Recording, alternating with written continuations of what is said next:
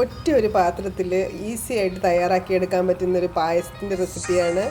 അപ്പോൾ Indian classic ഫ്യൂഷൻ്റെ പുതിയ വീഡിയോയിലേക്ക് എല്ലാവർക്കും സ്വാഗതം. എല്ലാവരും ഒന്ന് വീഡിയോ കണ്ടു നോക്കണേ. പാൻ ചൂടാക്കി ആദ്യം നമുക്കിതിലേക്ക് കുറച്ച് നെയ്യ് ഒഴിക്കാം.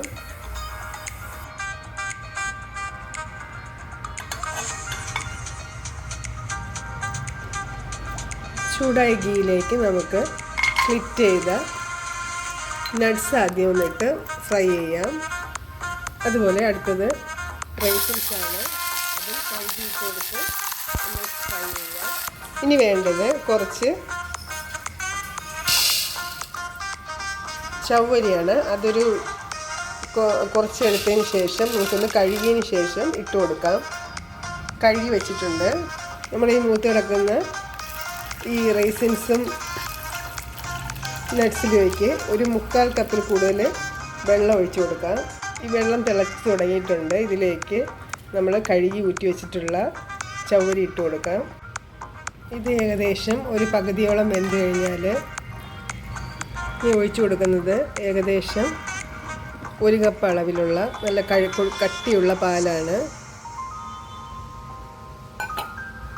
പാല് ഏകദേശം ചൂടായി കഴിഞ്ഞാൽ നമുക്കിതിലേക്ക് 1/2 കപ്പ് അളവിലുള്ള റോസ്റ്റഡ് സേമിയ ചേർത്ത് കൊടുക്കാം.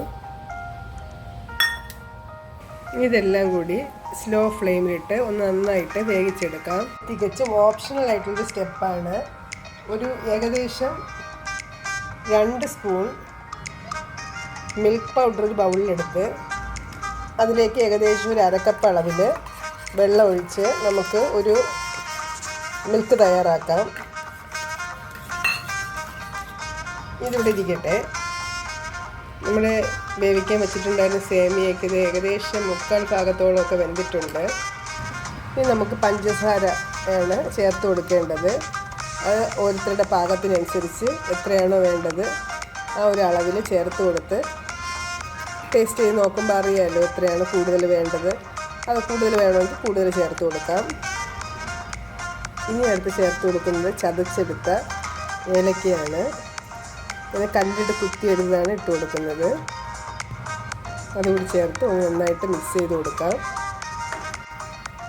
ഫൈനലായിട്ട് നമ്മൾ ചേർത്ത് റെഡിയാക്കി വെച്ചിട്ടുണ്ടായിരുന്ന മിൽക്ക് പൗഡർ ചേർത്ത പാല് ചേർത്ത് കൊടുക്കുകയാണ്. ഇങ്ങനെ ചെയ്യുമ്പോഴത്തേക്കും നല്ല മിൽക്ക് മെയ്ഡിൻ്റെ ഒരു ടേസ്റ്റിലുള്ള പായസമാണ് നമുക്ക് കിട്ടുന്നത്. ഇത് ചേർത്ത് കൊടുത്ത് ചെറിയ തീയിലിട്ടൊന്ന് തിളയ്ക്കുമ്പോഴേക്കും നമുക്ക് ഫ്ലെയിം ഓഫ് ചെയ്യാം.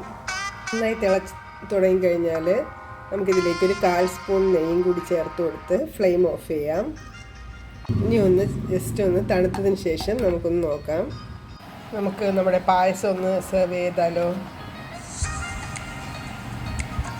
കുടിക്കാൻ സമയത്ത് കണ്ടോ ഈ ഒരു കൺസിസ്റ്റൻസിയിലാണ്. നമുക്ക് ഒരുപാട് ഡെസേർട്ട്സൊക്കെ കഴിക്കാൻ തോന്നുന്ന സമയത്ത് പെട്ടെന്ന് തന്നെ ഒറ്റൊരു പാത്രത്തിൽ തന്നെ ഉണ്ടാക്കിയെടുക്കാൻ പറ്റുന്ന നല്ലൊരു റെസിപ്പിയാണ്. എല്ലാവരും ഒന്ന് ട്രൈ ചെയ്ത് നോക്കുക. അപ്പോൾ ഈ വീഡിയോ എല്ലാവർക്കും ഇഷ്ടമായെന്ന് വിചാരിക്കുന്നു. മറ്റൊരു റെസിപ്പിയായിട്ട് ഉടനെ കാണാം. വീഡിയോ കണ്ട എല്ലാവർക്കും thanks for watching. Keep watching Indian classic fusion.